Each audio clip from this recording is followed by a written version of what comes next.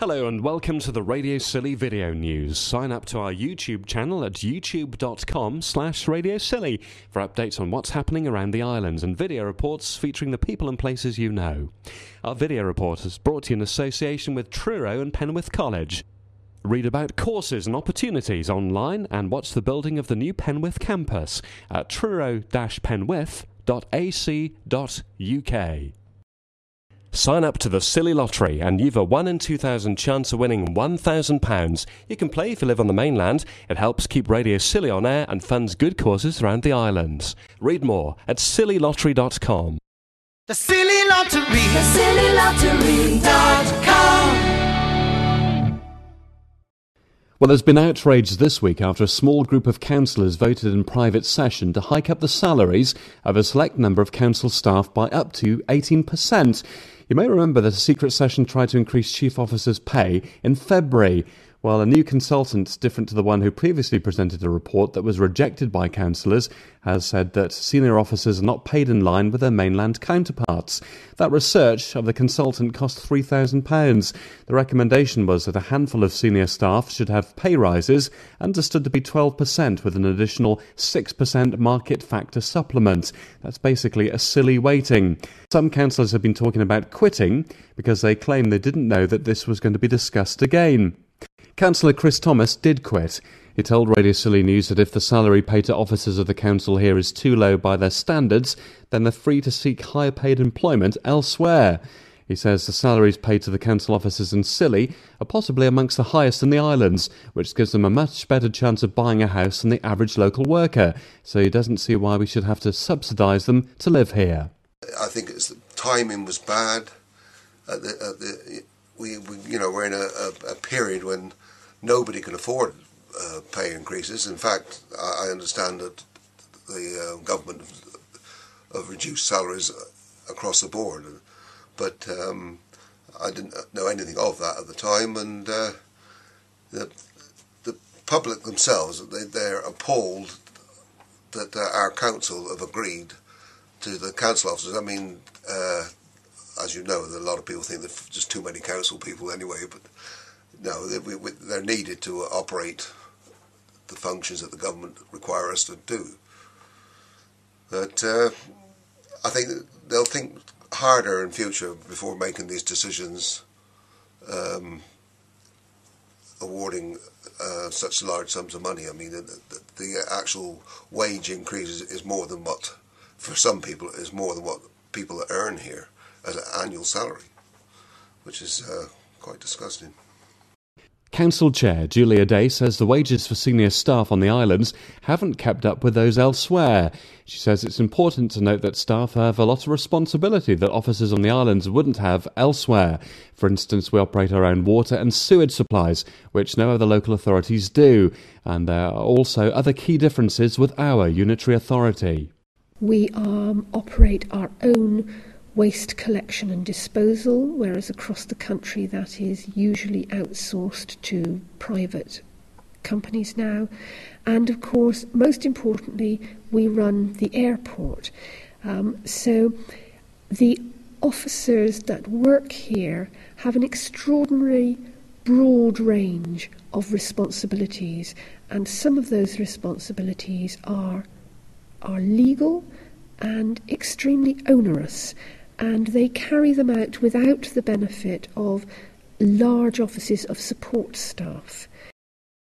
Councillor Gordon Billsborough voted for the pay rise along with Marion Bennett and Julia Day. Gordon maintains it was the right thing to do. Personally, I have never voted for something which I believe to be wrong. I am quite convinced we have made the right decision in this case, and once again I endorse the views of my two colleagues. Chris Thomas tells Radio Scilly News there needs to be some new blood in our authority in staffing and elected members to make sure people don't become complacent. I think really we could do with stronger leadership from the top, and I think also we could do with an influx of new people within the council, because they've done a damn good job in the past, but obviously with time they're getting tired now, and we need really some new invigorating people into the council, I feel. Councillor John Goddard says he asked at the meeting of the Policy and Resources Committee, where the pay hike was agreed, where the money was coming from. He says he's concerned that the cash fund for salary pay rises to meet the level that officers would be paid on the mainland and to ensure that the council remains competitive in recruitment could see money being trimmed from other key service budgets. Well, there's lots of other projects, which could do with this kind of money. I mean, I have heard one mentioned, especially on some areas, of the state of the roads in some places. And John Goddard says he asked at the meeting where the cash would be sourced from and didn't get an answer. I did ask, I did mention that it wasn't brought up or in any of the budgets of these increases for officers. And I questioned where it was coming from, and I didn't get an answer. Councillor Marion Bennett said anybody on the authority was able to attend the Policy and Resources Committee meeting, and she was keen for members to pick up documentation outlining the proposals from the consultant. Councillors are allowed to sit in on excluded items on any committee. So there really has been every opportunity made available to every councillor to be fully aware of all the issues, the decisions taken, the ramifications and so on. Certainly not a decision taken in secret. That comment hasn't pleased everybody within the town hall, though.